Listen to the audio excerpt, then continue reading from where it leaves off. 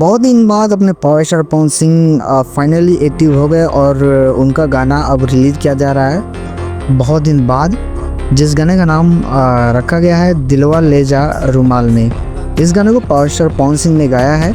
इस गाने में आप सभी को पावर स्टार पवन सिंह के साथ दिखने वाली हैं प्रिया रघुवंशी। बात करें लिरिक्स राइटर के तो निक्की निहाल है, म्यूजिक जो है प्रियांशु सिंह का है और इस गाने को आप सबके बीच में SSP रिकॉर्ड्स भोजपुरी चैनल से कल सुबह 9:30 बजे रिलीज किया जा रहा है। तो अब इस गाने को जरूर देखिएगा। बहुत दिन बाद कमबैक करने वाले हैं पावर स्टार पवन सिंह और उम्मीद है कि अब लगातार इस हफ्ते या अगले हफ्ते और भी गाना आए।